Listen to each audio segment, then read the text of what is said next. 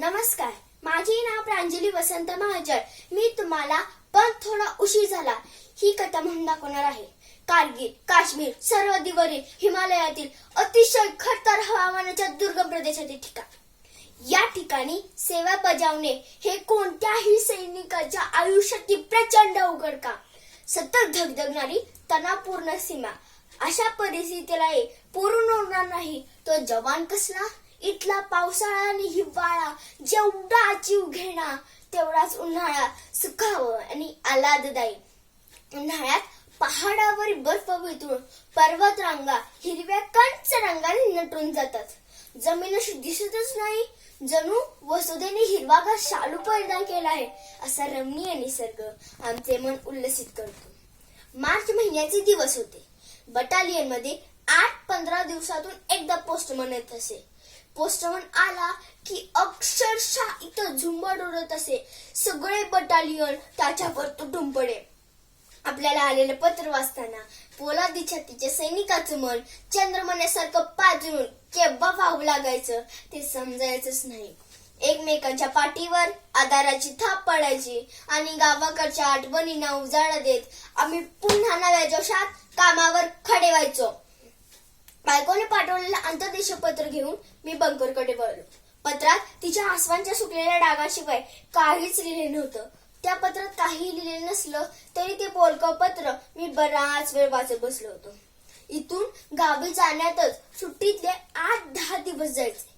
सुट्टीत घरी गेल्यावर पाहुण्यारामांकडे जाणे आलंच. तसेच बहिणींचे रक्षाबंधन, भाऊबीज त्यांच्या गावी जाऊन साजरे करणं. हे करता करता करता परतीचा दिवस कधी उगायचा ते उमगायचंच नाही. तसं कारगिल सारख्या ठिकाणी कुटुंब आणणे हे कोणत्याही सैनिकाला शक्य नव्हते. पत्नीची कधीच तक्रार नसायची. मी बजावत असलेल्या देश सेवेची त्याला जाणीव होती. माझ्या बाबांना माझा खूप अभिमान वाटायचा. मी सुट्टीत घरी आलो की ते मला कडकडून मिठीत घ्यायचे आणि मी सोबत आणलेल्या मिठाई साऱ्या गावात वाटायचे. माझी आई खूप हळवी. माझ्या पाठीवरच्या बंदुकीच्या गोळीचा व्रण बघितल्यावर तिने जे अंथरूण धरलं ते सोडलंच नाही. अशा या प्रेमळ माऊलीच्या प्रेमाच्या बांधवांच्या फेर धरायच्या. मी सगळ्यात धाकटा असल्याने सगळ्यांचा जीव माझ्यासाठी तीळ तुटत असे. भारत मातेची संरक्षणाची जबाबदारी मला तितकीच महत्वाची वाटायची. मला वाटायचं जर भारत मातेसाठी लढताना आपल्याला जर बलिदान द्यावं लागलं तर माझ्या अंगावर तिरंगा मायना ठेवला जाईल. ते पाहताना माझ्या घरच्याचा ऊर अभिमानाने फुलून येईल. काल सकाळीच गावाकडून आलेल्या सुखदेवने गावाकडचा सांगावा सांगितला. माझ्या आईचं दुखणं वाढलं होतं पण त्याच्यासोबत तिने सांगावाही पाठवलं होतं. तिचा प्रत्येक शब्द माझ्या अंतरंगाचा ठाव येत होता. मी आजारी आहे पण तू काळजी करू नको. घरातले सगळे मला जपतात, सगळे माझी काळजी घेतात. तू आपल्या भारत मातेत जप, तिचं रक्षण कर, तिची काळजी घे. माझं मन ढसाढसा रडत होतं. डोळ्यातलं पाणी हटेना, मन सैरभैर होऊ लागलं. मी उठलो, थेट मेजर साहेबांच्या पुढ्यात जाऊन थांबलो. माझी अवस्था पाहून त्यांचंही मन हेलावलं.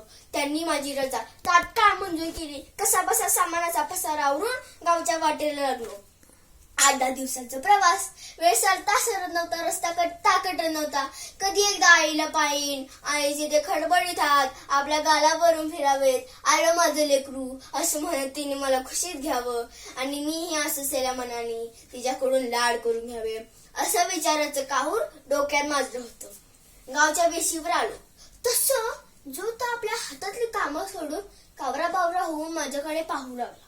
गावच्या पाराजवळ पोहोचलो तर काय तर विपरीत घडले हे मी ताडलं. हातातल्या जाड जोड टंका तिथंच टाकून धावत पळत घरच्या दिशेने धावत सुटलो. पाड्याच्या आत पाऊल टाकताच बहिणी माझ्या गळ्यात पडून रडू लागल्या.